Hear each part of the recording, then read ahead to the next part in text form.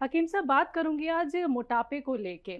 जब किसी भी व्यक्ति के पैरों में दर्द होता है, तो कुछ लोग ऐसे भी हैं जिनका वेट बहुत ज़्यादा होता है। तो क्या ये भी वजह है कि जब हमारा मोटापा बढ़ता है, तो उसका जो वेट है वो हमारे पैरों पे पड़ता है, जिसकी वजह से हमें दर्द भी हो जाता है? वैसे तो हमने पैरों के दर्द के कई कारण आपसे सुने हैं, लेकिन क्या वेट भी इसमें एक महत्वपूर्ण भूमिका निभाता है? और देखिए, जाहिर है कि हमारे जो पैर हैं वो एक लिमिटेड वज़न ही उठा सकते जी। हैं। तो अगर वज़न ज़्यादा हो तो पैरों के दर्द में और ज़्यादा तकलीफ़ हो सकती है। तो पैरों के दर्द के, टांगों के दर्द के, घुटनों के दर्द के मरीज़ अगर वज़न में ज़्यादा हैं तो वज़न भी कम करने की कोशिश करनी चाहिए। जी।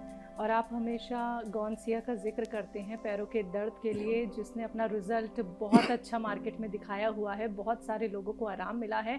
लेकिन कुछ लोग ये भी जानना चाहते हैं हकीम साहब कि अगर वो गौनसिया का इस्तेमाल नहीं कर पाते हैं, तो यूनानी दवा क्या कुछ हो सकती है? क्या कुछ वो यूनानी दवाएँ ले सकते हैं? देखिए, हमारी भी कंपनी दवाएँ बनाती है, प्रोडक्ट बनाती है। हुँ। क्योंकि मेरा ये है कि मैं ज़्यादातर घरेलू नुस्खे बताने के लिए मशहूर हूँ, इसलिए मैं कभी दवा नहीं बताता। लेकिन अगर दवा बताने की बात आए तो मैं बता भी सकता हूँ। अगर टांगों में दर्द है तो एक प्रोडक्ट आता है, वो ले सकते हैं।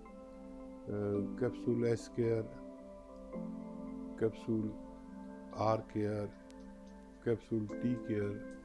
हम भी प्रोडक्ट बनाते हैं लेकिन बताते नहीं हैं। आपने अगर पूछा है तो मैंने बता दिया, वरना गौनसिया एक अच्छी रॉ मटेरियल, कच्ची दवा है जो आधा आधा ग्राम लेने से हमारे किसी भी तरह का दर्द जाना मुमकिन है। इलाहाबाद से हमारे साथ जुड़े हैं प्रेम शंकर जी, स्वागत है आपका।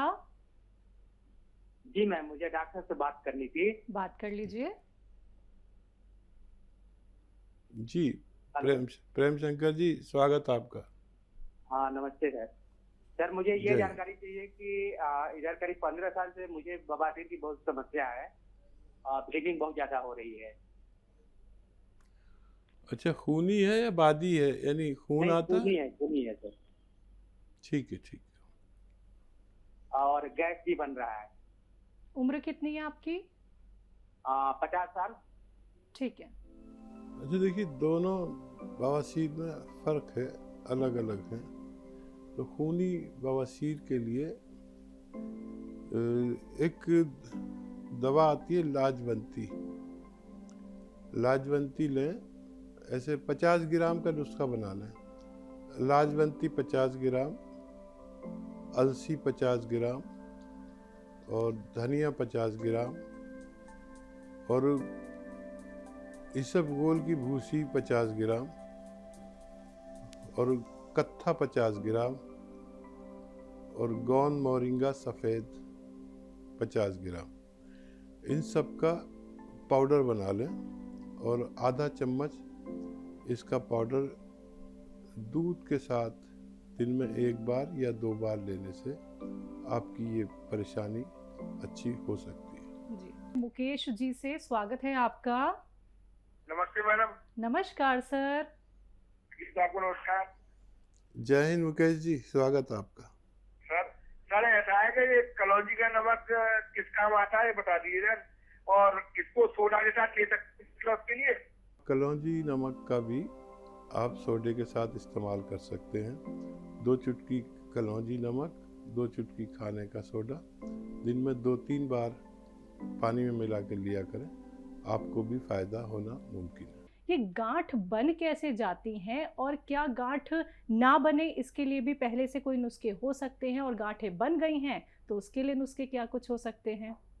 तो देखिए, जो भी हम अपनी ग़िज़ा में खाते हैं, खुराक में, तो कोई भी शख्स ऐसा नहीं जो नपा तुला खाता हो। जी। सब अनाप शनाप खाते हैं। अब इस अनाप शनाप खाने में जो ज़्यादा चर्बी हमारे पेट में जाती है, तो उसको हमारी बॉडी कहीं डिपॉजिट कर देती है और वो एक गांठ की शक्ल में हमें पता चलती है कि हमारे पेट में गांठ है या कहीं पर गांठ है।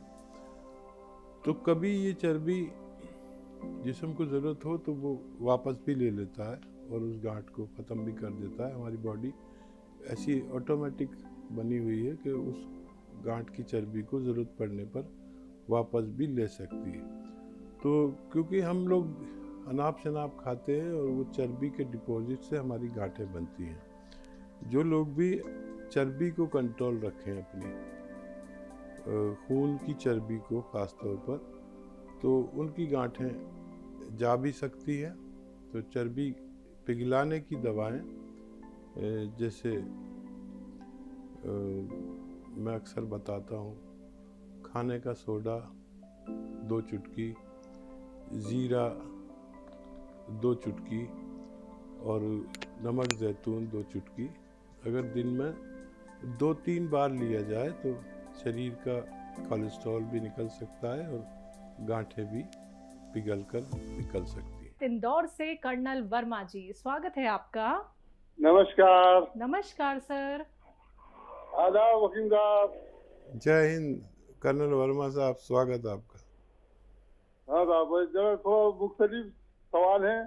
जैसे आप अंजीर और खजूर और केले और दूध का जो बताते हैं शेक, लेकिन अगर दूध कोई शख्स ना पीता हो तो उसके लिए क्या है सूरत में? ठीक है। और दूसरी एक बात और पूछना थी, ये गर्मी का जो मौसम है, जैसे कि एक लीटर पानी में 1 चम्मच शक्कर और 1 चुटकी नमक डाल दे, अगर उसमें एक जैतून का 1 चुटकी नमक जैतून भी डाल दे तो कोई नुकसान तो नहीं होगा पीने के लिए? हाँ, सोने पे सुहागा है भाई, ये तो नमक जैतून भी डाल दिया करें तो सोने पे सुहागा है। बस मैं इस तरह से कर रहा हूँ, इसलिए मैंने पूछा एक बार पूछ लूँ। नहीं, पूछना बेहतर है। हाँ, आपका तो नुस्खे जो आप पूछते हैं वाकई वो बहुत अच्छा पूछते हैं आप। तो एक सवाल क्या था जी?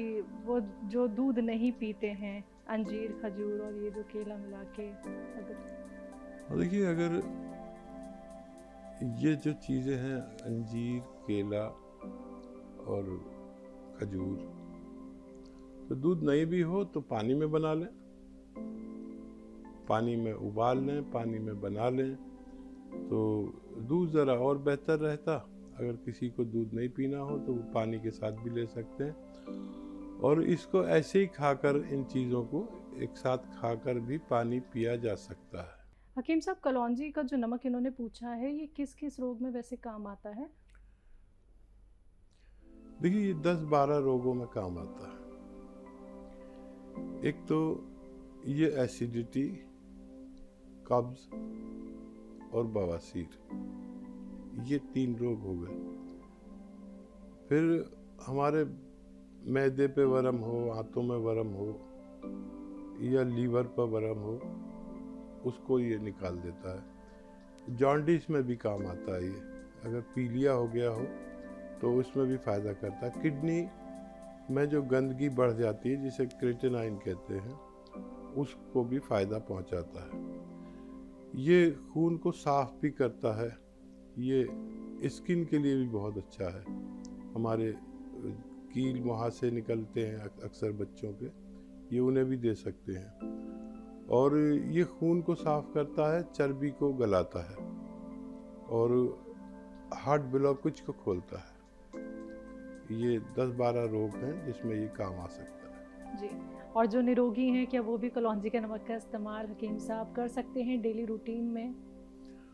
हाँ, देखिए, ये दुनिया का सबसे अच्छा नमक कहलाता है। कलौंजी का नमक हो, जैतून का नमक हो या शिवरंजनी का नमक हो, इसे हम अगर निरोगी रहें, अगर निरोगी इसको लिया करें तो बहुत सारे रोग जो मैंने 10-12 रोग बताए कि ये एसिडिटी, कब्ज, बवासीर, वरम, लीवर, किडनी, स्किन रोग, यहाँ तक के हार्ट ब्लॉकेज तक को खोलता है। बिल्कुल।